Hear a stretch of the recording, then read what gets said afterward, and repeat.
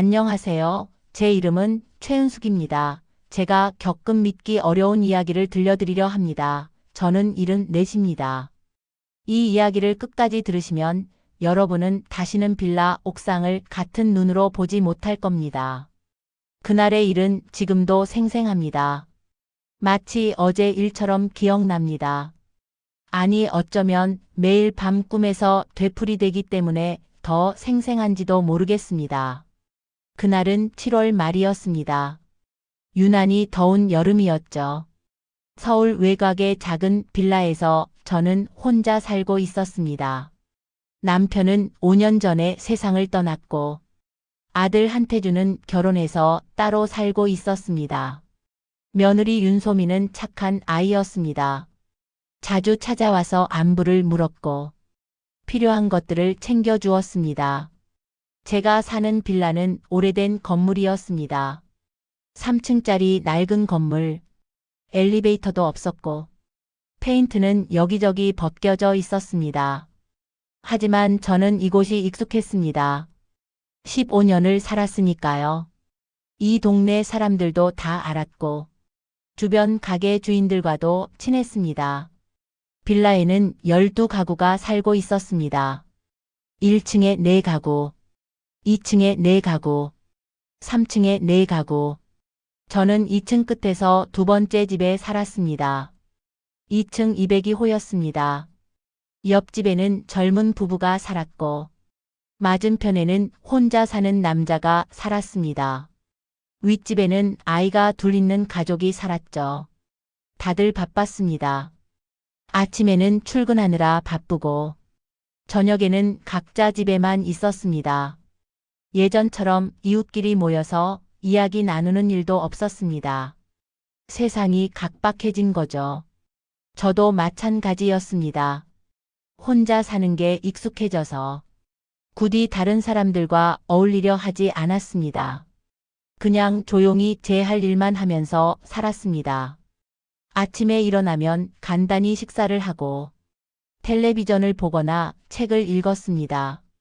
가끔 시장에 가서 장을 보고 공원을 산책했습니다. 저녁에는 드라마를 보다가 잠들었습니다. 단조로운 일상이었지만 나쁘지 않았습니다. 평화로웠으니까요. 하지만 그 평화는 곧 깨지게 됩니다. 그날 오후였습니다. 날씨가 정말 더웠습니다. 온도계를 보니 35도가 넘었습니다. 에어컨을 틀었지만 시원하지 않았습니다. 오래된 에어컨이라 성능이 떨어졌거든요. 저는 거실 소파에 누워서 선풍기 바람을 쐬고 있었습니다. 그때 초인종이 울렸습니다. 띵동. 저는 일어나서 문을 열었습니다. 아들과 며느리였습니다. 어머님 안녕하세요. 며느리가 환하게 웃으며 인사했습니다. 손에는 과일 바구니를 들고 있었습니다. 왔구나. 저는 반가워서 손을 잡았습니다. 더운데 고생했네. 들어와. 그들은 집 안으로 들어왔습니다. 신발을 벗고 거실로 갔습니다. 아들이 주변을 둘러보며 말했습니다. 엄마 여기 너무 덥네요. 에어컨이 고장났어요. 저는 고개를 저었습니다. 아니 그냥 좀 오래돼서 그래. 괜찮아. 며느리가 부엌으로 가서 과일을 씻었습니다. 수박을 꺼내서 썰기 시작했습니다. 저는 며느리를 보며 흐뭇했습니다. 정말 착한 며느리를 만났다고 생각했습니다. 우리는 거실에 둘러앉아 수박을 먹었습니다. 시원하고 달았습니다. 이야기를 나누었습니다. 요즘 어떻게 지내냐? 직장 일은 괜찮으냐? 건강은 어떠냐? 평범한 대화들이었습니다. 하지만 소중한 시간이었습니다. 가족이 함께하는 시간이니까요. 1시간쯤 지났을 때 갑자기 전기가 나갔습니다. 불이 다 꺼졌습니다. 에어컨도 멈췄고 선풍기도 멈췄습니다. 정전이네. 아들이 말했습니다. 저는 창밖을 내다봤습니다. 이상했습니다. 다른 집들은 불이 켜져 있었습니다. 우리 집만 나간 것 같았습니다. 두꺼비 집 확인해 봐야겠다. 아들이 일어나서 현관 쪽으로 갔습니다. 두꺼비 집을 열어서 스위치를 확인했습니다. 올렸다 내렸다 했지만 전기가 들어오지 않았습니다. 이상한데요. 뭔가 문제가 있나 봐요. 며느리가 걱정스러운 표로 말했습니다. 관리인한테 연락해야겠어요. 저는 고개를 끄덕였습니다. 관리실 전화번호를 찾았습니다. 벽에 붙여둔 메모지에 적혀 있었습니다. 전화를 걸었습니다. 따르릉 따르릉. 벨이 울렸지만 아무도 받지 않았습니다. 한참을 기다렸습니다. 그래도 받지 않았습니다. 이상하네. 안 받네. 아들이 말했습니다. 직접 가볼까요? 관리실이 어디 있어요? 저는 대답했습니다. 1층에 있어. 현관 바로 옆에. 그럼 가봅시다. 우리는 집을 나섰습니다. 복도는 어두웠습니다. 창문이 작아서 햇빛이 잘 안 들어왔거든요. 계단을 조심스럽게 내려갔습니다. 1층에 도착했습니다. 관리실 문 앞에 섰습니다. 아들이 문을 두드렸습니다. 똑똑똑. 아무 대답이 없었습니다. 다시 두드렸습니다. 똑똑똑. 여전히 조용했습니다. 아들이 문 손잡이를 잡았습니다. 돌려봤습니다. 문이 열렸습니다. 잠겨 있지 않았던 겁니다. 우리는 안을 들여다봤습니다. 관리실은 작은 방이었습니다. 책상과 의자가 있었고 벽에는 각종 공지사항이 붙어 있었습니다. 하지만 관리인은 보이지 않았습니다. 어디 간 걸까? 며느리가 중얼거렸습니다. 저는 주변을 둘러봤습니다. 책상 위에 메모지가 하나 놓여 있었습니다. 집어들어서 읽어봤습니다. 옥상 점검 중. 곧 돌아옴. 저는 고개를 갸웃했습니다. 이 더운 날 옥상 점검을 하다니. 며느리도 이상하다는 표정이었습니다. 한낮에 옥상 점검을요? 보통 아침이나 저녁에 하지 않나요? 아들이 말했습니다. 일단 기다려볼까요? 아니면 올라가 볼까요? 저는 생각했습니다. 더워 죽겠는데 여기서 기다리기는 싫었습니다. 올라가 보자. 우리 직접 올라가서 찾아보자. 그래요, 그게 빠를 것 같아요.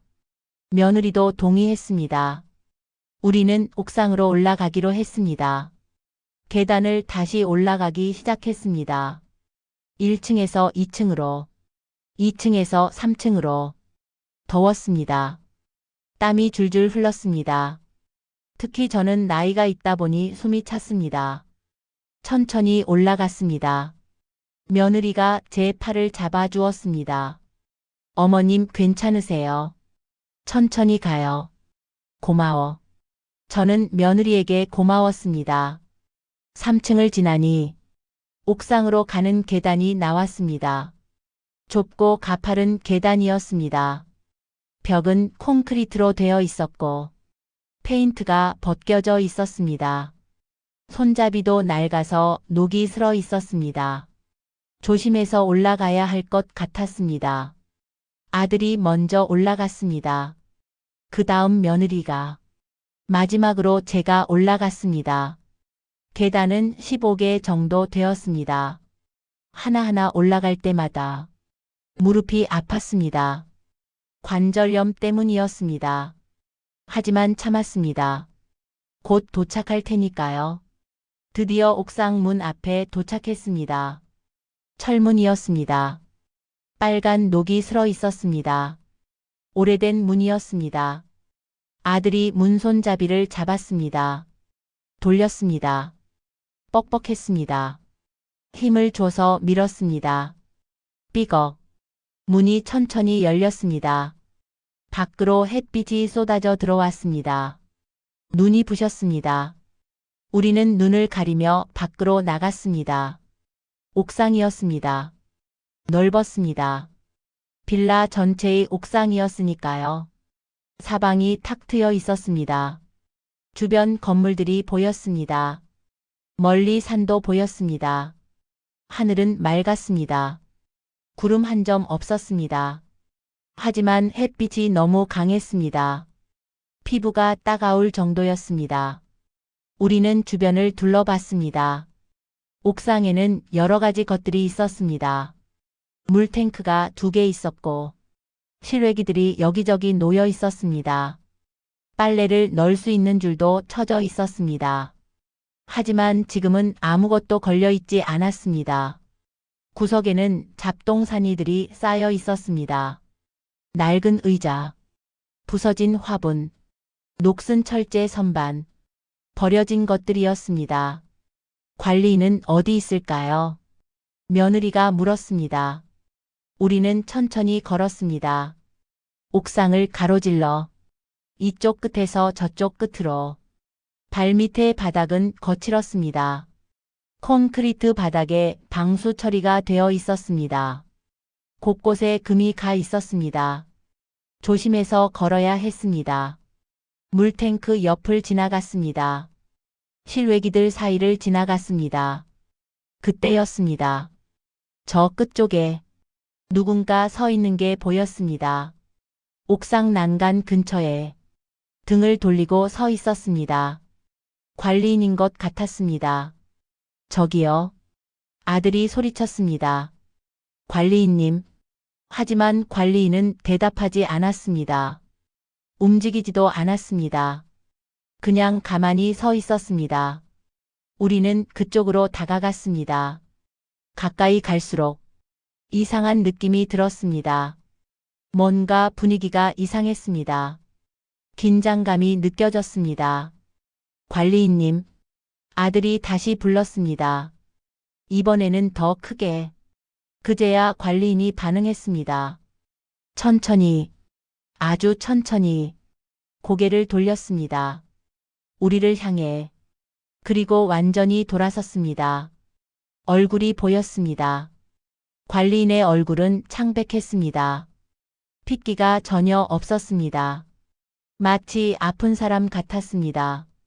눈 밑에는 다크서클이 짙었고 볼은 푹 꺼져 있었습니다.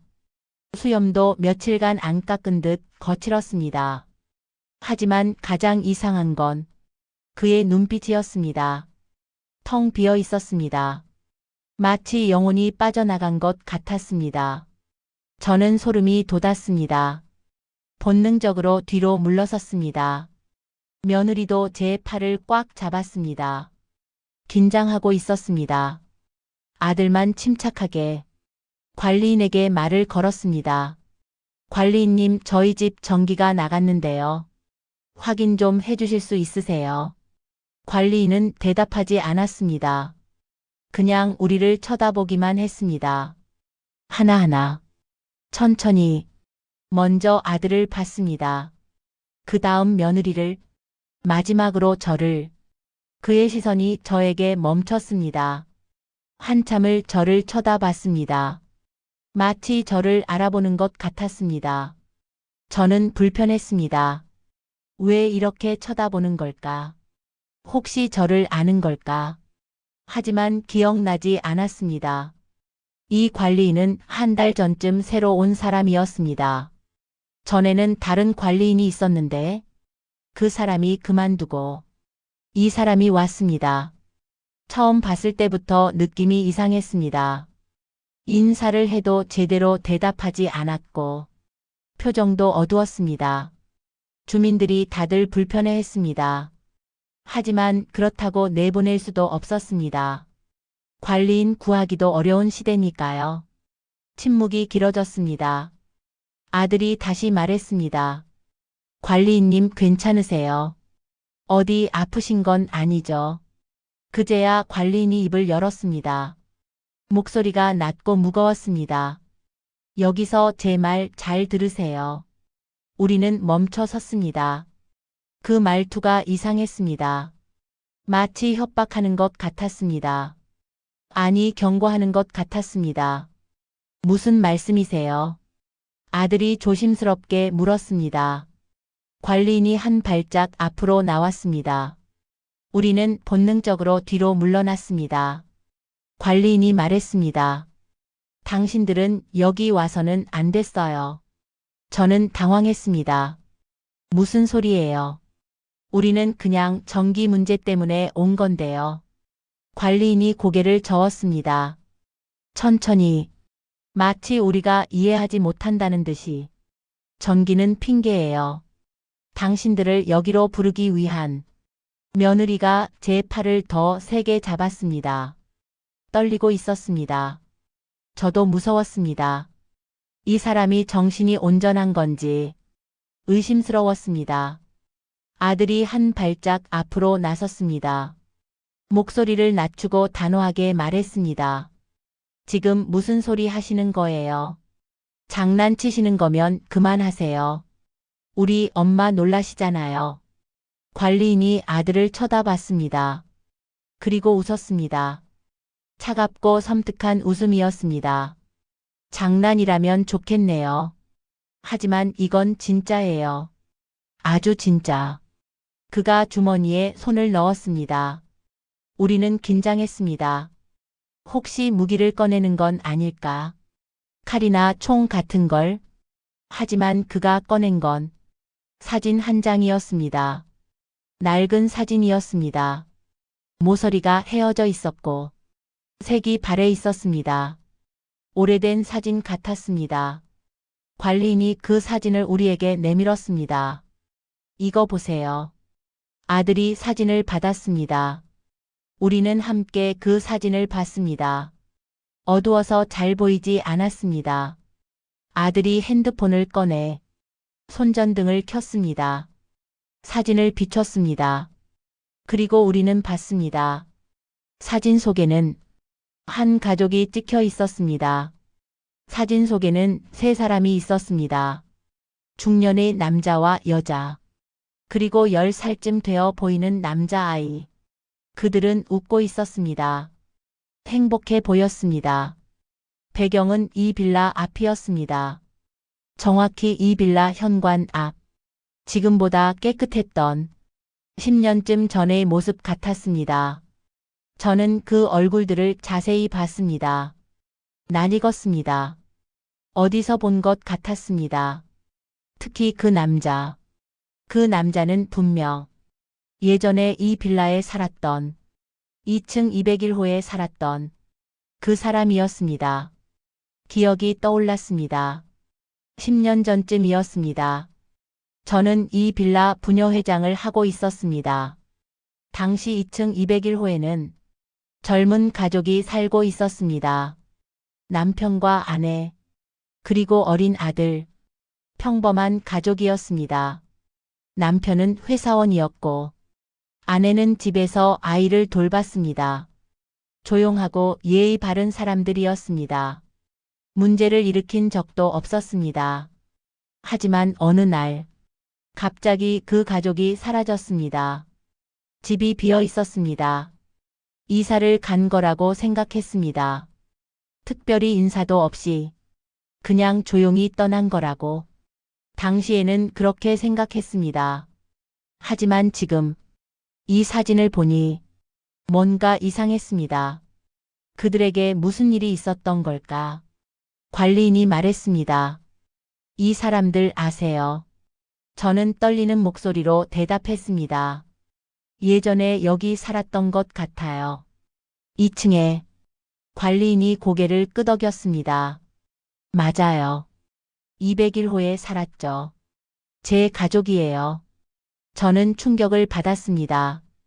당신 가족이요. 관리인이 사진 속 남자아이를 가리켰습니다. 이게 저예요. 어렸을 때 저는 믿을 수 없었습니다. 그럼 당신이 그 집 아들이었어요. 관리인이 대답했습니다. 네, 저였어요. 그 행복했던 시절의 며느리가 떨리는 목소리로 물었습니다. 그럼 부모님은 어디 계세요? 관리인의 얼굴이 일그러졌습니다. 돌아가셨어요. 10년 전에 여기서 이 빌라에서 아들이 놀라서 물었습니다. 어떻게요? 무슨 일이 있었던 거예요? 관리인이 깊은 한숨을 쉬었습니다. 그리고 이야기를 시작했습니다. 천천히, 고통스럽게. 10년 전 여름이었어요. 아버지가 갑자기 회사에서 해고당했습니다. 이유도 제대로 모르고 그냥 나가라고 했대요. 아버지는 충격을 받았어요. 10년 넘게 다닌 회사였거든요. 성실하게 일했는데 갑자기 잘렸으니까요. 저는 그 소문을 어렴풋이 기억했습니다. 당시 빌라에서 이야기가 돌았었습니다. 2층 남자가 회사를 잘렸다고. 하지만 자세한 사정은 몰랐습니다. 관심도 없었습니다. 남의 일이었으니까요. 관리인이 계속 말했습니다. 아버지는 일자리를 찾으려 했어요. 하지만 쉽지 않았어요. 나이도 있었고 경기도 안 좋았으니까요. 시간이 지날수록 우리 집 분위기는 어두워졌어요. 돈이 없으니까 빚이 쌓이기 시작했어요. 어머니는 아르바이트를 시작했어요. 식당에서 설거지를 했어요. 청소 일도 했어요. 하지만 턱없이 부족했어요. 아버지는 점점 우울해졌어요. 말도 없어지고 술을 마시기 시작했어요. 저는 어렸지만 집안 분위기가 이상하다는 걸 알았어요. 그리고 그날 밤이 왔어요. 관리인의 목소리가 떨렸습니다. 눈에 눈물이 고였습니다. 아버지가 술을 마시고 집에 왔어요. 많이 취해 있었어요. 비틀거리며 집에 들어왔어요. 어머니가 걱정스럽게 물었어요. 여보 괜찮아요? 아버지는 대답하지 않았어요. 그냥 방으로 들어갔어요. 한참 후에 아버지가 나왔어요. 옥상으로 올라간다고 했어요.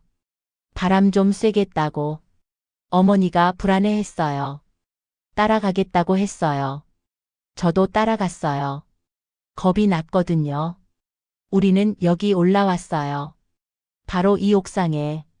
아버지는 저기, 저 난간 쪽으로 갔어요. 어머니가 뒤따라갔어요. 말리려고. 저도 뒤에서 봤어요. 10살 아이가 무서워 떨면서. 아버지는 난간에 올라섰어요. 어머니가 비명을 질렀어요. 여보 안 돼. 내려와요. 제발. 아버지는 돌아보지 않았어요. 그냥 앞만 보고 있었어요. 아래를 어머니가 달려갔어요. 아버지를 붙잡으려고 손을 뻗었어요. 그리고 관리인이 말을 멈췄습니다. 숨을 고르려는 것 같았습니다. 우리는 숨을 죽이고 기다렸습니다. 관리인이 다시 말했습니다. 아버지가 뛰어내렸어요. 어머니가 붙잡으려 했지만 균형을 잃고 같이 떨어졌어요. 둘 다. 제 눈앞에서 저는 그 광경을 봤어요. 부모님이 떨어지는 걸, 비명 소리를, 그리고 땅에 부딪히는 소리를. 제 입에서 비명이 나왔습니다. 손으로 입을 막았습니다. 너무 끔찍했습니다. 며느리도 울고 있었습니다. 아들은 말없이 서 있었습니다. 충격받은 표정으로. 관리인이 계속 말했습니다. 저는 그 자리에 얼어붙었어요. 움직일 수가 없었어요. 한참 후에야 계단을 내려갔어요. 아래로. 부모님이 쓰러져 있었어요. 피가 많았어요. 저는 울면서 매달렸어요. 일어나라고. 제발 일어나라고. 하지만 부모님은 대답하지 않았어요. 이웃 사람들이 나왔어요. 경찰이 왔어요. 구급차도 왔어요. 하지만 이미 늦었어요. 부모님은 돌아가셨어요. 둘 다. 저는 고아가 됐어요. 10살에. 관리인이 고개를 숙였습니다. 울고 있었습니다. 우리도 말을 잃었습니다. 너무 슬픈 이야기였습니다.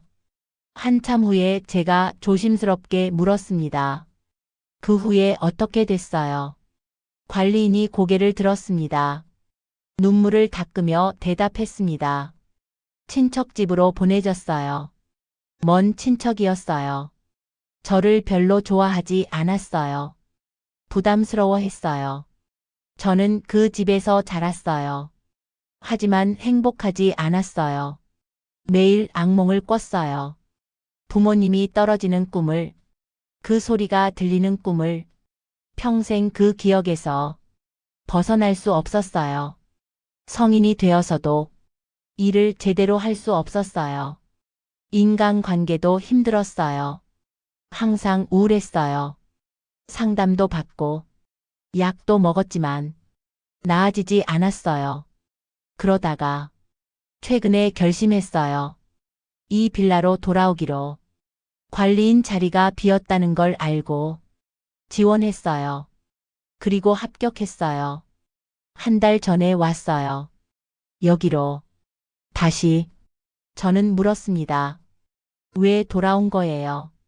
이렇게 힘든 기억이 있는 곳에. 관리인이 저를 똑바로 쳐다봤습니다. 진실을 밝히기 위해서요.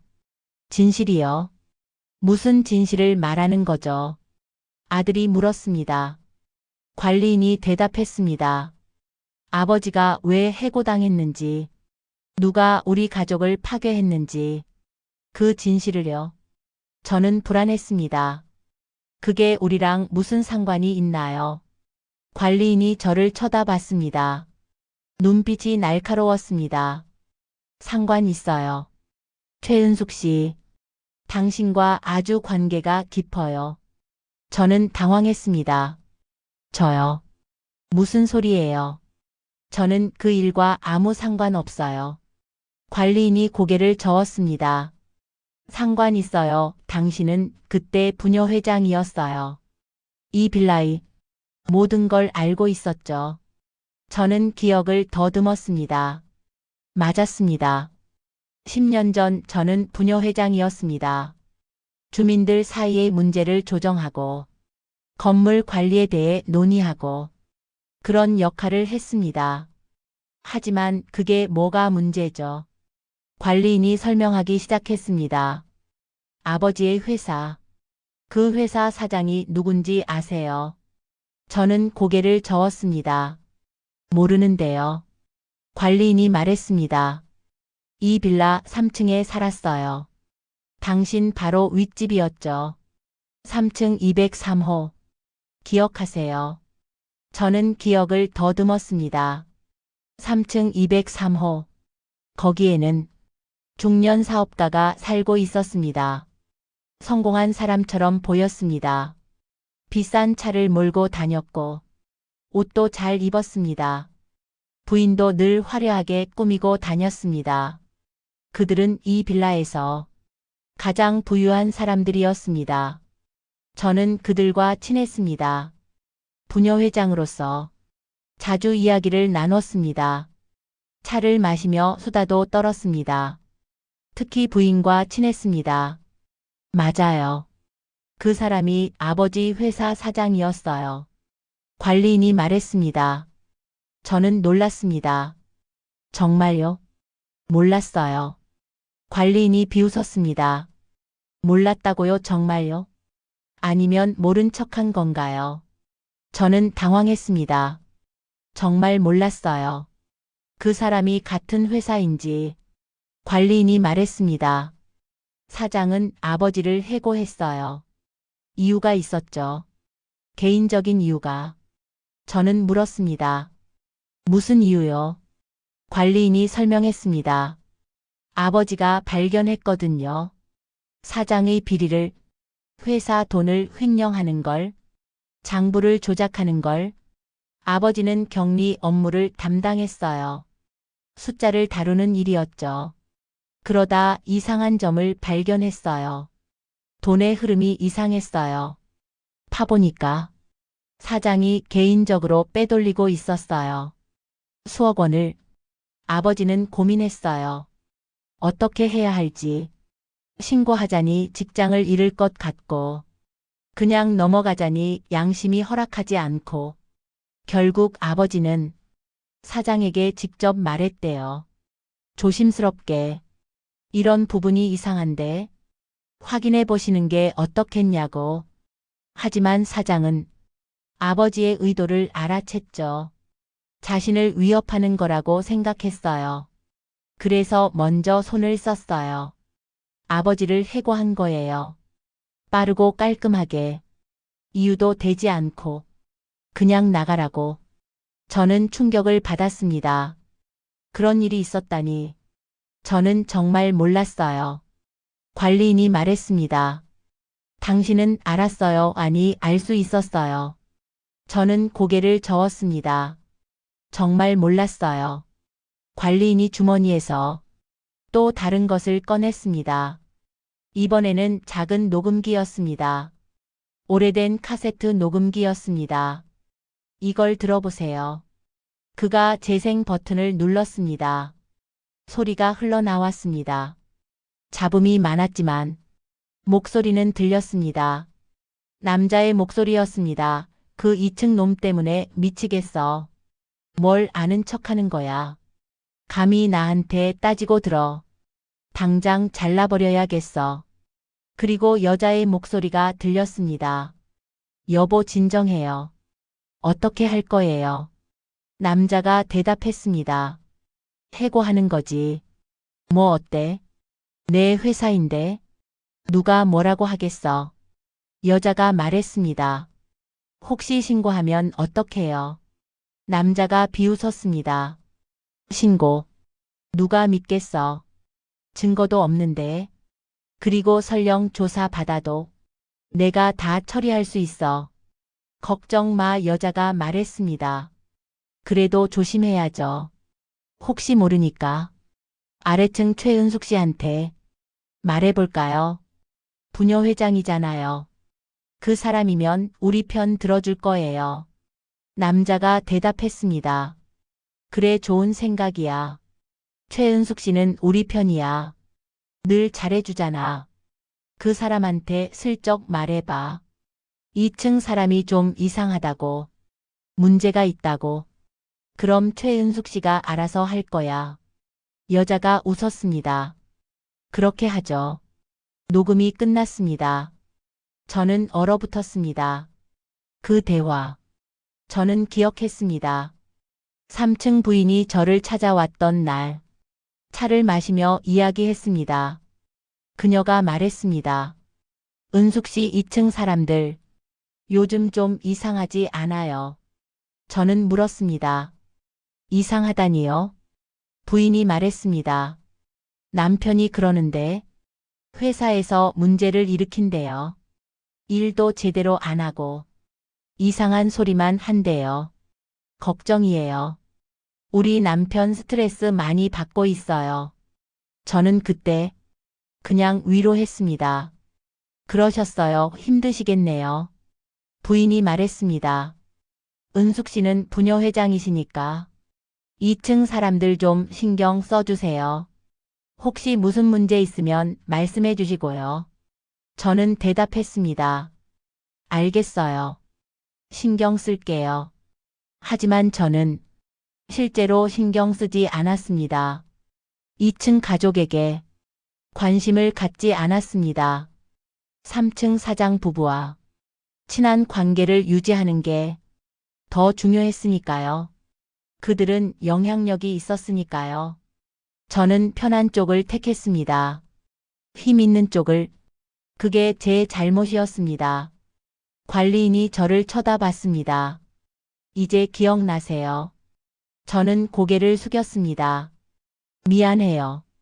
정말 미안해요. 그때 제가 더 신경 썼어야 했어요. 관리인이 말했습니다. 신경만 썼어도 아버지를 도울 수 있었어요. 진실을 밝힐 수 있었어요.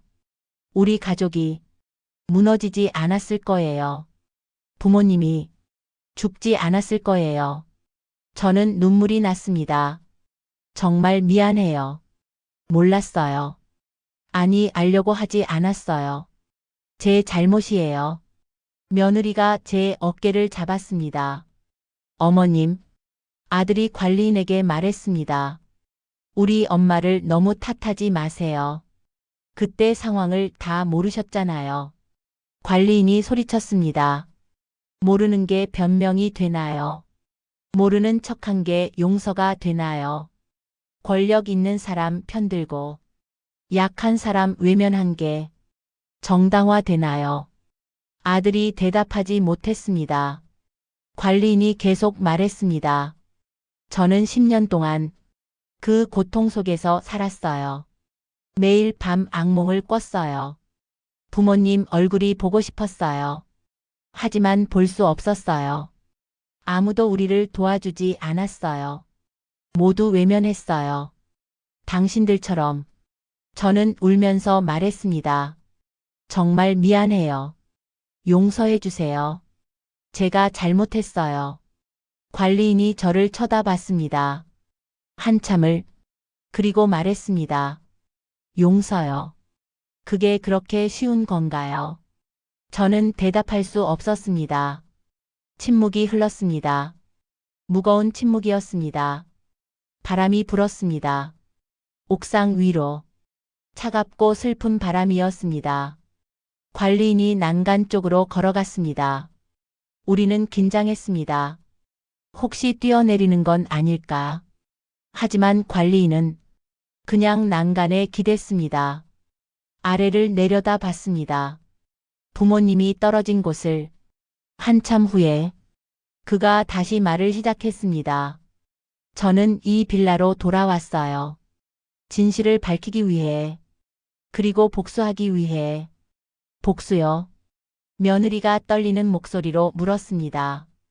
관리인이 고개를 끄덕였습니다. 네, 복수. 당신들에게. 아니, 이 빌라 모든 사람들에게. 그날 외면했던 사람들에게. 저는 두려웠습니다. 무슨 짓을 하려는 걸까? 하지만 관리인이 말했습니다. 안심하세요. 물리적인 복수가 아니에요. 그런 건 의미 없어요. 제가 원한 건 인정받는 거예요. 우리 가족의 고통을, 우리의 억울함을, 그리고 당신들의 책임을. 저는 물었습니다. 그래서 우리를 여기로 부른 거예요. 관리인이 대답했습니다. 네, 오늘이 딱 10년째 되는 날이거든요. 부모님이 돌아가신 날. 저는 깨달았습니다. 그래서 전기를 끄는 거였습니다. 우리를 옥상으로 유도하기 위해. 관리인이 계속 말했습니다. 저는 당신들에게 진실을 말하고 싶었어요. 그리고 사과를 듣고 싶었어요. 진심 어린 사과를. 저는 다가갔습니다. 관리인 앞에 섰습니다. 무릎을 꿇었습니다. 정말 미안해요. 그때 제가 더 용기 있었어야 했어요. 더 정의로웠어야 했어요. 하지만 저는 겁쟁이였어요. 편한 것만 추구했어요.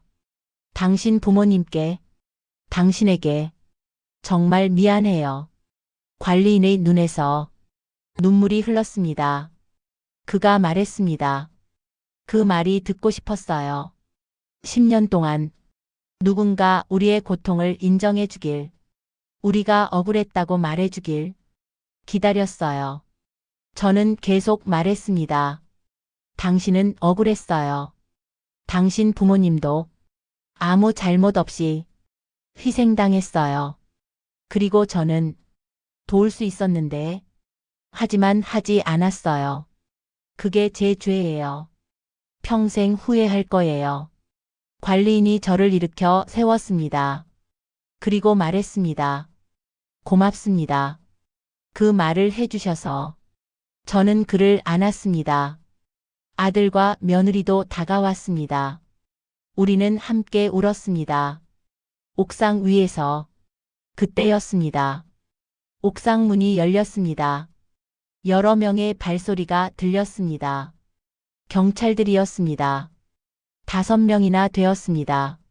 손전등을 비추며 우리를 찾았습니다. 거기 계신 분들, 경찰입니다. 나와주세요. 우리는 놀라서 떨어졌습니다. 관리인도 당황한 표정이었습니다. 경찰들이 다가왔습니다. 괜찮으십니까? 신고를 받고 왔습니다. 저는 물었습니다.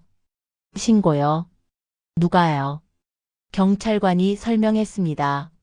3층 주민이 신고했습니다. 옥상에서 소리가 들렸다고. 비명 같은 소리와 울음소리가 들렸다고. 저는 이해했습니다. 우리가 이야기하면서 울었으니까요. 소리가 컸던 모양입니다. 경찰관이 관리인을 쳐다봤습니다. 당신이 이 빌라 관리인이죠? 무슨 일이 있었습니까? 관리인은 대답하지 않았습니다. 그냥 고개를 숙이고 있었습니다. 아들이 나서서 설명했습니다. 저희 집 전기가 나가서 관리인을 찾다가 여기 올라왔습니다. 그리고 이야기를 나눴습니다. 개인적인 이야기를 경찰관이 물었습니다. 어떤 이야기인데요? 아들이 망설였습니다. 관리인을 쳐다봤습니다. 관리인이 천천히 고개를 들었습니다. 경찰관에게 말했습니다. 제가 설명하겠습니다. 저의 과거에 대해, 그리고 오늘 일에 대해 모두 제 잘못입니다. 그는 경찰에게 모든 것을 설명했습니다. 부모님의 죽음, 그 배경, 그리고 오늘 계획, 전기를 끄는 것까지. 경찰관들은 조용히 들었습니다. 고개를 끄덕이며 설명이 끝나자 한 경찰관이 말했습니다. 따라와 주셔야겠습니다. 조사가 필요합니다. 관리인이 고개를 끄덕였습니다. 알겠습니다. 하지만 제가 말했습니다. 잠깐만요. 경찰관이 저를 쳐다봤습니다. 저도 조사받아야 합니다. 저도 책임이 있습니다. 경찰관이 물었습니다. 무슨 책임이죠? 저는 설명했습니다. 10년 전 일을, 제가 알고도 모른 척한 일을. 경찰관이 말했습니다. 그건 범죄는 아닙니다. 도덕적 책임일 뿐이죠. 저는 말했습니다. 그래도 조사받고 싶어요. 진술하고 싶어요. 경찰관이 고개를 끄덕였습니다. 알겠습니다. 그럼 모두 경찰서로 가시죠. 우리는 옥상을 내려갔습니다. 계단을 천천히 1층으로, 빌라 밖으로. 주민들이 나와 있었습니다. 구경하고 있었습니다. 수군거렸습니다. 무슨 일이래? 경찰이 왜 왔대? 관리인이 뭘 했대? 저는 그들을 쳐다봤습니다. 10년 전에도 이렇게 구경만 했던 사람들, 아무도 도와주지 않았던 사람들, 저도 그중 하나였습니다. 우리는 경찰차에 탔습니다. 관리인은 다른 차에 탔습니다. 차가 출발했습니다. 빌라가 멀어졌습니다. 저는 창밖을 보며 생각했습니다. 이제 무슨 일이 벌어질까? 경찰서에 도착했습니다. 밤 10시가 넘었습니다. 피곤했지만 집에 갈 수 없었습니다. 조사를 받아야 했습니다. 우리는 각각 다른 방으로 안내되었습니다. 저는 조사실에 앉았습니다. 형사 한 명이 들어왔습니다. 40대 중반쯤 되어 보였습니다. 인상이 부드러웠습니다. 최은숙 씨 맞으시죠? 네, 맞습니다. 형사가 앉으며 말했습니다. 관리인한테 들었습니다. 10년 전 일에 대해 자세히 말씀해 주시겠어요? 저는 모든 것을 말했습니다. 그때 제가 부녀회장이었던 것, 3층 사장 부부와 친했던 것, 2층 가족의 문제를 알고도 모른 척했던 것. 형사는 조용히 들었습니다. 가끔 고개를 끄덕였습니다. 메모를 했습니다. 말이 끝나자 형사가 물었습니다. 왜 도와주지 않으셨나요? 2층 가족을. 저는 솔직하게 대답했습니다. 두려웠어요.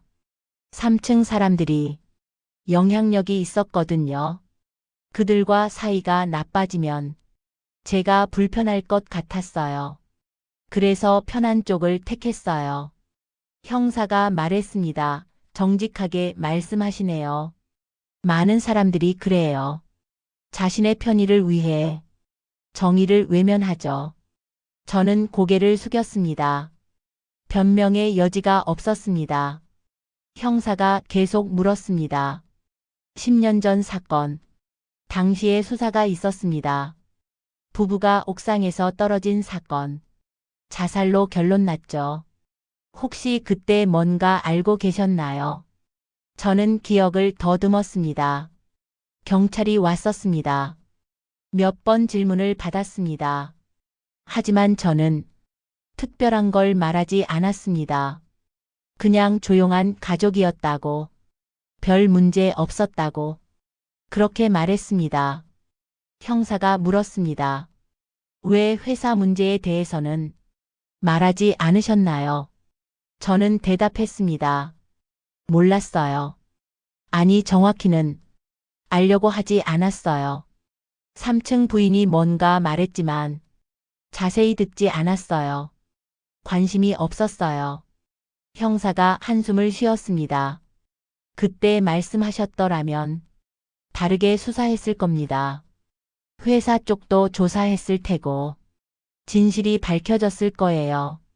저는 눈물이 났습니다. 제 잘못이에요. 모두 제 잘못이에요. 형사가 휴지를 건넸습니다. 우셨어도 됩니다. 하지만 이제는 달라져야 합니다. 저는 고개를 끄덕였습니다. 알아요. 다시는 이런 일 없도록 관심을 가지겠어요. 형사가 말했습니다. 관리인은 어떻게 하실 건가요? 고소하시겠어요? 전기를 끊고 속인 것에 대해 저는 고개를 저었습니다. 아니요. 그는 잘못한 게 없어요. 아픈 사람이에요. 도움이 필요한 사람이에요. 형사가 미소 지었습니다. 좋은 결정이십니다. 관리인도 같은 말을 했어요. 당신을 고소하지 않겠다고. 저는 놀랐습니다. 정말요? 형사가 고개를 끄덕였습니다.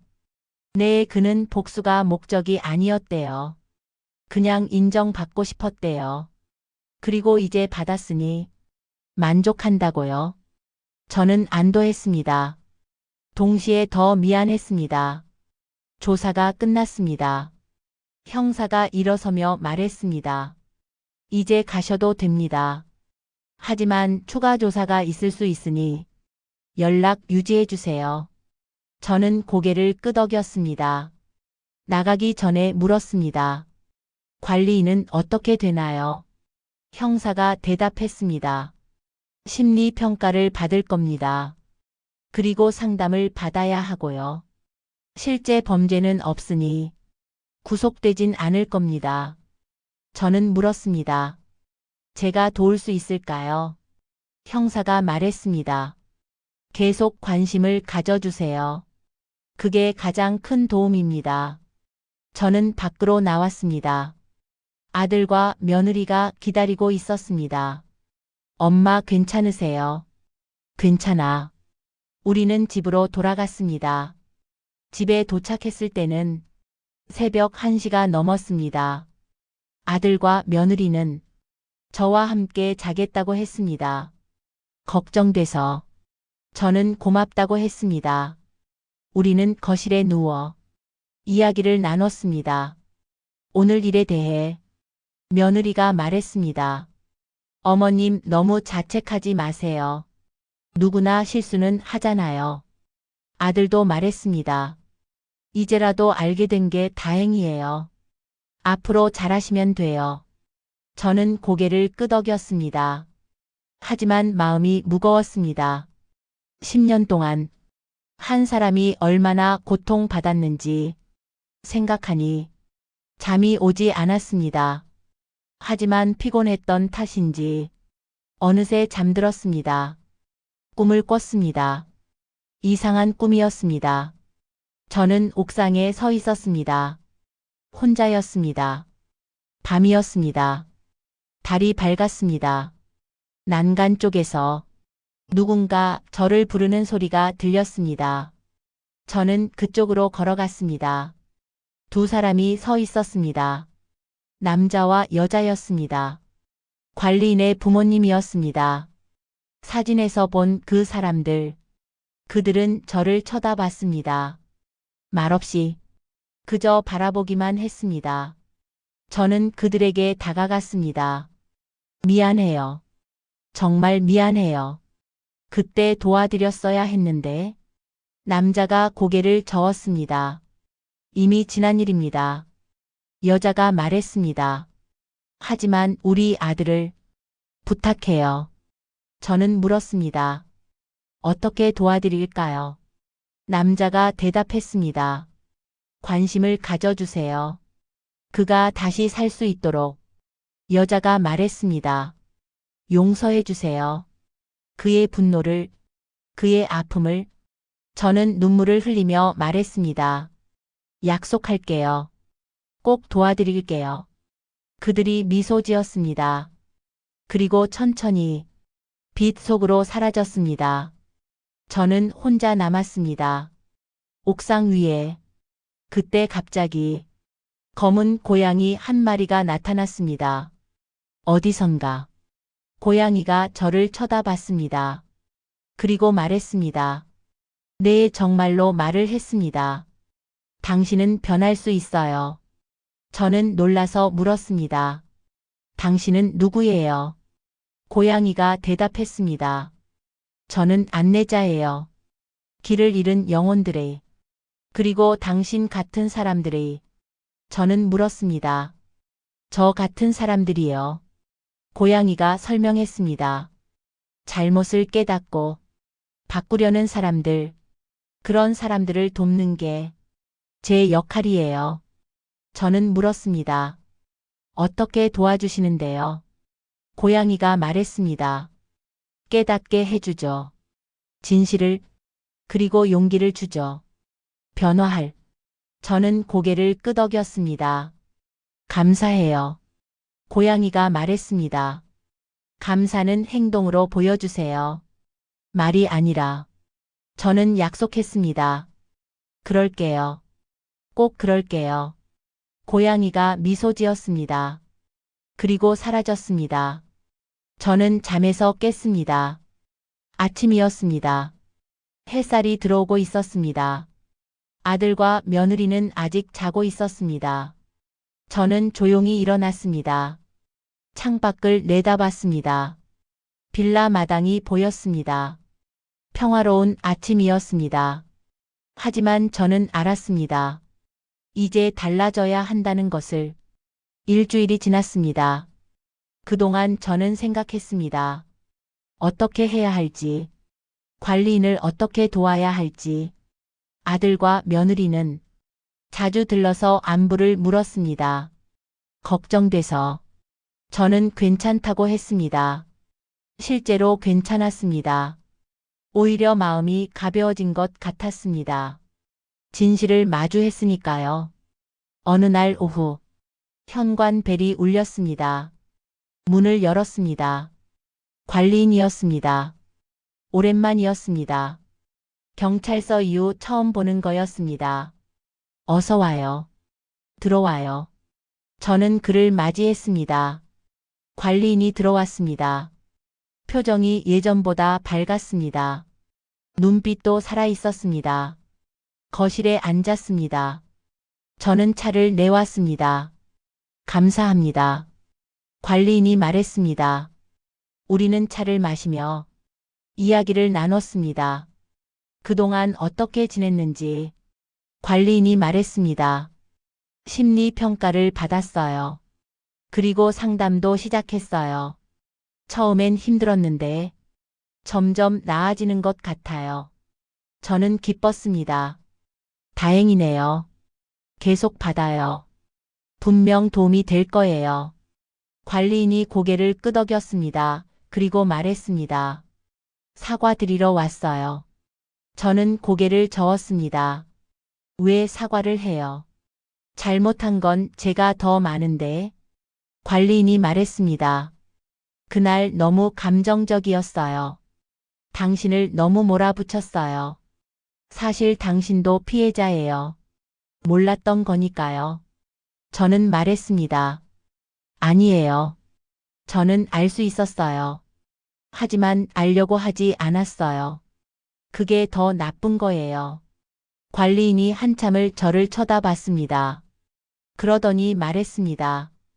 용서해 주셔서 감사해요. 저는 물었습니다. 제가 용서를 구해야 하는데 왜 당신이 감사하다고 하죠? 관리인이 대답했습니다. 당신이 진심으로 미안해 하시니까요. 그게 저한테는 가장 큰 위로예요. 저는 눈물이 났습니다. 정말 미안해요. 그리고 앞으로는 달라질 거예요. 절대 외면하지 않을 거예요. 관리인이 미소 지었습니다. 알아요. 믿어요. 우리는 한참을 앉아 이야기를 나눴습니다. 과거에 대해, 현재에 대해, 그리고 미래에 대해. 관리인이 말했습니다. 사실 결정한 게 있어요. 저는 물었습니다. 무엇을요? 관리인이 대답했습니다. 이 빌라를 떠나려고요. 저는 놀랐습니다. 왜요? 관리인이 설명했습니다. 여기 있으면 계속 과거에 갇혀 있을 것 같아요. 새로운 곳에서 새로 시작하고 싶어요. 저는 이해했습니다. 좋은 결정이에요. 어디로 갈 건데요? 관리인이 대답했습니다. 아직 정하지 못했어요. 하지만 멀리 갈 거예요. 새로운 사람들을 만나고 새로운 일을 하고 싶어요. 저는 그의 손을 잡았습니다. 잘 될 거예요. 당신은 강한 사람이에요. 관리인이 말했습니다. 당신 덕분이에요. 진심으로 사과해 주셔서 제가 용서할 수 있었어요. 그리고 앞으로 나아갈 수 있었어요. 저는 고개를 저었습니다. 당신이 한 거예요. 스스로 일어선 거예요. 관리인이 일어났습니다. 이제 가봐야겠어요. 정리할 게 많아서. 저도 일어났습니다. 현관까지 배웅했습니다. 문 앞에서 관리인이 말했습니다. 가끔 연락할게요. 어떻게 지내는지. 저는 고개를 끄덕였습니다. 꼭 그래요. 걱정될 테니까. 관리인이 떠났습니다. 저는 그의 뒷모습을 보며 생각했습니다. 정말 강한 사람이구나. 관리인이 떠난 후 새로운 관리인이 왔습니다. 젊은 여자였습니다. 20대 후반쯤. 밝고 친절했습니다. 주민들이 좋아했습니다. 저도 새 관리인과 자주 이야기를 나눴습니다. 그리고 제안했습니다. 주민 모임을 만들자고. 정기적으로 만나서 서로 안부를 묻고 필요한 것들을 나누자고. 새 관리인이 좋다고 했습니다. 주민들에게 공지를 돌렸습니다. 첫 모임 날 생각보다 많은 사람들이 왔습니다. 12가구 중 9가구가 참석했습니다. 저는 모임을 시작하며 말했습니다. 오늘 모인 이유는 서로를 더 알기 위해서예요. 우리는 같은 건물에 살지만 서로를 잘 모르죠. 앞으로는 이웃으로서 서로 돕고 살았으면 해요. 사람들이 고개를 끄덕였습니다. 좋은 생각이에요. 우리는 돌아가며 자기소개를 했습니다. 이름과 직업, 가족 사항, 취미 등등 서로에 대해 알아갔습니다. 그리고 필요한 것들을 이야기했습니다. 어떤 사람은 아이 봐줄 사람이 필요하다고 했습니다. 어떤 사람은 집 수리를 도와줄 사람이 필요하다고 했습니다. 우리는 서로 도와주기로 했습니다. 가능한 범위에서. 모임이 끝나고 한 주민이 저에게 말했습니다. 좋은 제안이었어요. 이렇게 모여서 이야기하니 훨씬 좋네요. 저는 미소 지었습니다. 앞으로 자주 만나요. 그 후로 우리는 한 달에 한 번씩 모였습니다. 점점 더 많은 사람들이 참여했습니다. 모든 가구가 참석했습니다. 빌라의 분위기가 달라졌습니다. 사람들이 서로 인사하기 시작했습니다. 복도에서 마주치면 웃으며 안부를 물었습니다. 어려운 일이 있으면 서로 도왔습니다. 공동체가 만들어졌습니다. 저는 보람을 느꼈습니다. 이게 제가 해야 할 일이구나. 늦었지만 지금이라도 하는 게 다행이구나. 어느 날, 한 주민이 제안했습니다. 옥상을 정리하면 어떨까요? 지금은 너무 지저분해요. 깨끗하게 만들어서 주민들이 함께 쓸 수 있게요. 저는 좋은 생각이라고 했습니다. 하지만 옥상이라는 단어에 가슴이 아팠습니다. 그곳에서 일어난 일들이 떠올랐으니까요. 주민들이 함께 모여 옥상을 청소했습니다. 잡동사니를 치우고 바닥을 닦았습니다. 화분을 놓고 벤치도 설치했습니다. 그리고 한쪽 구석에 작은 공간을 만들었습니다. 추모 공간이었습니다. 10년 전 돌아가신 그 부부를 기리기 위해 작은 표지판을 세웠습니다. 여기서 두 분이 쉬셨습니다. 그들을 기억합니다. 완성된 날, 모든 주민이 옥상에 모였습니다. 저는 그들에게 10년 전 이야기를 했습니다. 2층에 살았던 가족, 억울하게 죽은 부부, 그리고 우리의 무관심. 사람들은 조용히 들었습니다. 어떤 사람은 울었습니다. 이야기가 끝나자 한 주민이 말했습니다. 다시는 이런 일이 없도록 서로를 돌봅시다. 모두가 동의했습니다. 우리는 묵념했습니다. 그리고 꽃을 놓았습니다. 추모 공간에 1년이 지났습니다. 많은 것이 변했습니다. 빌라는 이제 따뜻한 공동체가 되었습니다. 사람들은 서로를 챙겼습니다. 어려운 일이 있으면 함께 해결했습니다. 외로운 사람이 있으면 찾아가서 이야기를 나눴습니다. 아픈 사람이 있으면 병원에 같이 가주었습니다. 저는 여전히 이 모임을 이끌었습니다. 하지만 이제는 부녀회장이 아니었습니다.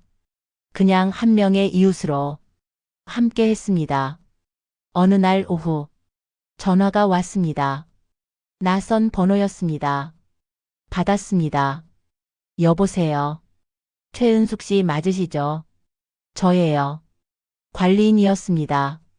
오랜만에 듣는 목소리였습니다. 어머 자네, 잘 지내고 있니? 관리인이 대답했습니다. 네, 잘 지내고 있어요. 새로운 곳에서 새로운 일을 시작했어요. 저는 기뻤습니다. 정말? 무슨 일을 하는데? 관리인이 설명했습니다. 상담 공부를 시작했어요. 저처럼 힘든 사람들을 돕고 싶어서요.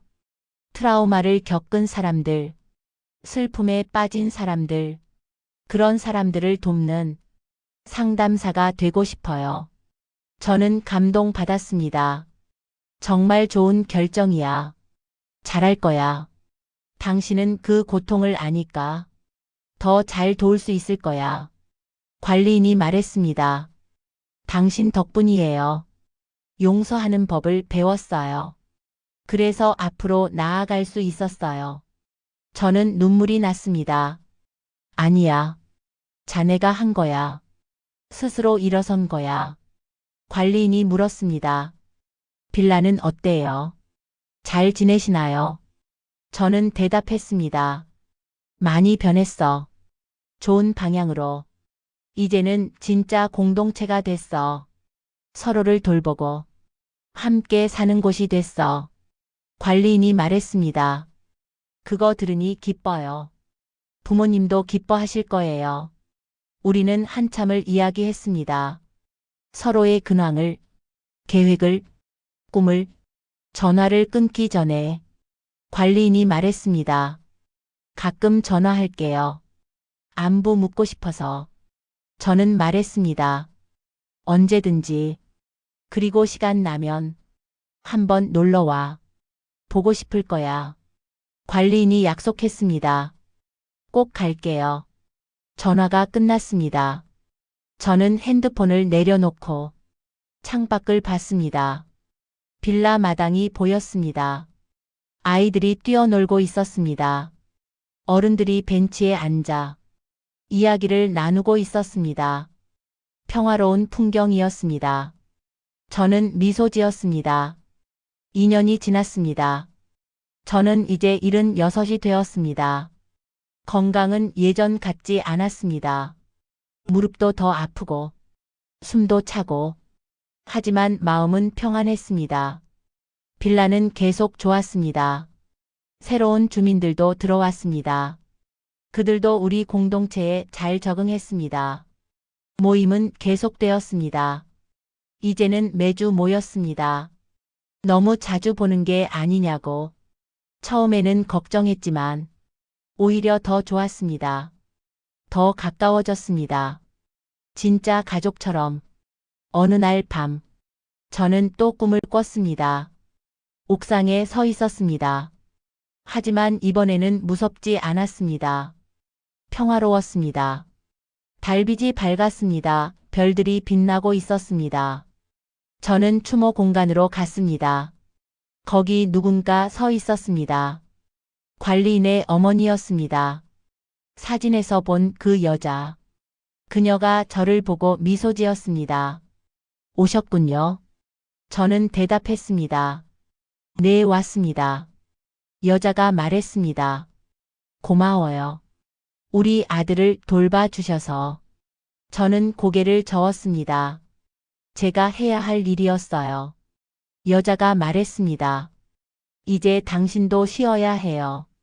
충분히 하셨어요. 저는 물었습니다. 무슨 뜻이죠? 여자가 설명했습니다. 당신의 시간이 얼마 남지 않았어요. 하지만 두려워하지 마세요. 평화롭게 가실 거예요. 저는 놀라지 않았습니다. 어쩐지 알고 있었던 것 같았습니다. 요즘 몸이 많이 안 좋았으니까요. 여자가 말했습니다. 당신은 잘하셨어요. 잘못을 인정하고 바로 잡으려 노력했어요. 그것만으로도 충분해요. 저는 눈물을 흘렸습니다. 미안해요. 더 빨리 깨닫지 못해서. 여자가 고개를 저었습니다. 때가 있는 법이에요. 당신은 당신의 때에 깨달았어요. 그걸로 됐어요. 저는 물었습니다. 관리인은 당신 아들은 잘 될까요? 여자가 미소 지었습니다. 물론이죠. 당신이 길을 열어줬잖아요. 이제 그는 걸어갈 거예요. 자신의 길을. 저는 안도했습니다. 여자가 제 손을 잡았습니다. 이제 가봐요. 싫어. 저는 고개를 끄덕였습니다. 그리고 잠에서 깼습니다. 다음 날 아침, 저는 병원에 갔습니다. 검사를 받았습니다. 의사가 심각한 표정으로 말했습니다. 심장이 많이 약해졌습니다. 입원 치료가 필요합니다. 저는 고개를 저었습니다. 집에서 지내고 싶어요. 의사가 걱정스러운 표정을 지었습니다. 위험합니다. 언제 무슨 일이 생길지 몰라요. 저는 말했습니다. 괜찮아요. 제 집에서 편히 있다가 그렇게 가고 싶어요. 의사는 더 이상 말하지 않았습니다. 집으로 돌아왔습니다. 아들에게 전화했습니다. 상황을 설명했습니다. 아들이 놀라서 달려왔습니다. 며느리도 함께. 엄마 왜 입원 안 하세요? 위험하잖아요. 저는 웃으며 말했습니다. 괜찮아. 집이 편해. 며느리가 눈물을 흘렸습니다. 어머님, 저는 며느리를 안았습니다. 울지 마. 나는 행복했어. 특히 마지막 2년이 정말 행복했어. 아들이 말했습니다. 저희가 모실게요. 여기서. 저는 고개를 저었습니다. 너희는 너희 생활이 있잖아. 가끔 오는 게 나아. 아들이 고집했습니다. 아니에요. 저희가 여기 있을게요. 결국 그들은 저와 함께 있기로 했습니다. 며칠이 지났습니다. 빌라 주민들이 찾아왔습니다. 저를 보러 과일도 가져오고 음식도 가져왔습니다. 걱정스러운 표정으로 안부를 물었습니다. 저는 괜찮다고 했습니다. 정말 괜찮았습니다. 오히려 행복했습니다. 이렇게 많은 사람들이 저를 걱정해 주니까 예전에는 없던 일이었습니다. 변화가 가져온 선물이었습니다. 어느 날 저녁, 관리인에게서 전화가 왔습니다. 상황을 들었다고, 걱정된다고. 저는 괜찮다고 했습니다. 곧 갈게요. 관리인이 말했습니다. 저는 말했습니다. 천천히 와도 돼. 나는 안 가. 아직은. 우리는 웃으며 통화를 끝냈습니다. 며칠 후 관리인이 왔습니다. 오랜만에 보는 얼굴이었습니다. 많이 밝아져 있었습니다. 눈빛이 살아 있었습니다. 어머님, 그가 저를 불렀습니다. 저는 미소 지었습니다. 왔구나. 그는 제 곁에 앉았습니다. 손을 잡았습니다. 많이 아프세요? 저는 고개를 저었습니다. 안 아파. 그냥 피곤할 뿐이야. 관리인이 말했습니다. 고마워요. 제 인생을 바꿔주셔서. 저는 웃었습니다. 내가 뭘 했다고? 자네가 한 거지. 관리인이 말했습니다. 아니에요. 어머님이 용서해 주시고 관심 가져주셔서 제가 치유될 수 있었어요. 이제 저는 다른 사람들을 도울 수 있어요. 같은 아픔을 겪은 사람들을. 저는 그의 손을 꽉 잡았습니다. 잘하고 있어. 계속 잘할 거야. 우리는 한참을 이야기했습니다. 웃기도 하고 울기도 했습니다. 해가 저물었습니다. 관리인이 일어났습니다. 이제 가봐야겠어요. 내일 또 올게요. 저는 고개를 끄덕였습니다. 내일 보자. 하지만 우리 둘 다 알고 있었습니다. 아마 마지막 일 거라는 것을. 그날 밤, 저는 잠들 수 없었습니다. 뭔가 해야 할 일이 있는 것 같았습니다. 조용히 일어났습니다. 옷을 입었습니다. 아들과 며느리는 거실에서 자고 있었습니다. 깨우고 싶지 않았습니다. 저는 조용히 문을 열고 나갔습니다. 복도로, 계단으로 천천히 올라갔습니다. 숨이 찼습니다. 다리가 떨렸습니다. 하지만 계속 올라갔습니다.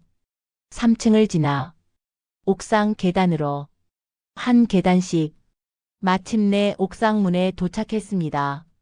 문을 열었습니다. 밖으로 나갔습니다. 옥상은 고요했습니다. 달이 밝았습니다. 별들이 빛나고 있었습니다.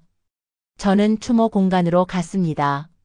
벤치에 앉았습니다. 주변을 둘러봤습니다. 아름다웠습니다. 평화로웠습니다. 그때 옆에서 소리가 들렸습니다. 야옹. 검은 고양이였습니다. 언제 왔는지 제 옆에 앉아 있었습니다.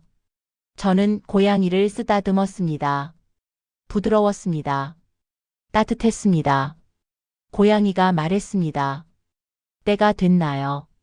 저는 고개를 끄덕였습니다. 그런 것 같아. 고양이가 말했습니다. 두렵지 않으세요? 저는 웃었습니다. 아니, 나는 충분히 살았어. 그리고 마지막에 의미 있게 살았어. 고양이가 말했습니다. 당신은 잘하셨어요. 변화했고, 다른 사람들도 변화시켰어요. 그걸로 충분해요. 저는 하늘을 올려다봤습니다. 별들이 빛나고 있었습니다. 수없이 많은 별들이. 저는 생각했습니다. 저 별들 중 하나가 될 거라고. 그리고 계속 이곳을 지켜볼 거라고. 고양이가 말했습니다. 준비되셨나요? 저는 고개를 끄덕였습니다. 응, 준비됐어. 고양이가 일어났습니다. 저도 일어나려 했습니다. 하지만 힘이 없었습니다. 그냥 벤치에 기대 앉았습니다. 편안했습니다. 눈이 감겼습니다. 마지막으로 들은 것은 고양이의 목소리였습니다. 편히 쉬세요. 그리고 모든 것이 고요해졌습니다. 아침이 왔습니다. 아들이 깨어났습니다. 어머니가 보이지 않았습니다. 집 안을 찾았습니다. 없었습니다. 문이 열려 있었습니다. 불안한 마음에 밖으로 나갔습니다. 계단을 올라갔습니다. 옥상으로 문을 열었습니다. 어머니가 보였습니다. 벤치에 앉아 계셨습니다. 편안한 표정으로 눈을 감고 아들이 다가갔습니다. 엄마. 불렀지만 대답이 없었습니다. 손을 잡았습니다. 차가웠습니다. 아들은 알았습니다. 며느리를 불렀습니다. 구급차를 불렀습니다. 하지만 이미 늦었습니다. 최은숙은 그렇게 평화롭게 떠났습니다. 옥상에서 별들이 지켜보는 가운데 장례식이 열렸습니다. 많은 사람들이 왔습니다. 빌라 주민들이 모두 왔습니다. 울면서 그녀를 추억했습니다. 좋은 이웃이었다고, 변화를 이끈 사람이라고. 관리인도 왔습니다. 그의 눈은 붉었습니다. 하지만 평온해 보였습니다. 그는 영정 앞에 섰습니다. 고개를 숙였습니다. 고맙습니다. 어머님, 용서하는 법을 가르쳐 주셔서. 사람들은 그의 말에 고개를 끄덕였습니다. 아들이 추도사를 읽었습니다. 어머니는 완벽하지 않았습니다. 실수도 하셨습니다. 하지만 중요한 건 그 실수를 인정하고 바로 잡으려 하셨다는 겁니다. 그리고 실제로 바꾸셨습니다. 자신을, 그리고 우리 모두를. 어머니는 가르쳐 주셨습니다. 늦었다고 생각할 때가 가장 빠른 때라는 것을, 변화는 언제든 가능하다는 것을, 그리고 진심 어린 사과와 용서가 얼마나 큰 힘을 가지는지를. 목소리가 떨렸습니다. 하지만 끝까지 읽었습니다. 사람들은 박수를 쳤습니다. 눈물을 흘리며. 장례식이 끝나고 사람들은 빌라로 돌아왔습니다. 옥상에 모였습니다. 추모 공간에 최은숙의 사진을 놓았습니다. 관리인 부모님 사진 옆에 꽃을 바쳤습니다. 묵념했습니다. 한 주민이 말했습니다. 은숙 씨가 만든 이 공동체 계속 지켜나갑시다. 모두가 동의했습니다. 그들은 약속했습니다. 서로를 돌보고 외면하지 않고 함께 살아가기로. 1년이 지났습니다. 빌라는 여전했습니다. 아니, 더 좋아졌습니다. 주민들은 계속 모임을 가졌습니다. 서로를 돌봤습니다. 최은숙의 유산을 이어갔습니다. 아들과 며느리는 가끔 빌라를 찾았습니다. 어머니를 추억하며 옥상에 올라가 추모 공간에 앉았습니다. 그곳은 이제 빌라의 특별한 장소가 되었습니다. 슬픔의 장소가 아니라 치유와 희망의 장소로. 새로 이사 온 주민들도 그 이야기를 들었습니다. 최은숙의 이야기, 변화의 이야기, 그리고 그들도 배웠습니다. 관심을 가지는 것의 중요함을, 용서의 힘을. 관리인은 계속 상담 공부를 했습니다. 그리고 마침내 자격증을 땄습니다. 이제 그는 상담사였습니다. 트라우마를 겪은 사람들을 돕는 일을 했습니다. 그는 자주 최은숙을 떠올렸습니다. 힘들 때마다 그녀의 말을 기억했습니다. 당신은 강한 사람이에요. 잘할 거예요. 그리고 실제로 잘하고 있었습니다. 5년이 지났습니다. 빌라에는 기념패가 생겼습니다. 입구에 걸린 작은 패. 희망 빌라. 서로를 돌보는 곳. 최은숙을 기리며 지나가는 사람들이 그 패를 보며 궁금해했습니다. 최은숙이 누구지? 주민들은 그 이야기를 들려주었습니다. 한 사람의 변화가 공동체를 어떻게 바꿨는지 사람들은 감동받았습니다. 어떤 사람은 눈물을 흘렸습니다. 그 이야기는 퍼져나갔습니다. 다른 빌라로, 다른 동네로 사람들은 배웠습니다. 변화는 가능하다고, 늦지 않았다고. 관리인은 이제 자신의 상담소를 열었습니다. 작은 곳이었지만 의미 있는 곳이었습니다. 그곳의 이름은 희망 상담소였습니다. 그리고 벽에는 최은숙의 사진이 걸려 있었습니다. 미소 짓고 있는 사진. 그 아래 글귀가 있었습니다. 늦었다고 생각할 때가 가장 빠른 때입니다. 10년이 지났습니다. 빌라는 여전히 서 있었습니다. 낡았지만 따뜻한 곳이었습니다. 주민들은 바뀌었습니다. 어떤 사람은 떠났고 새로운 사람들이 왔습니다.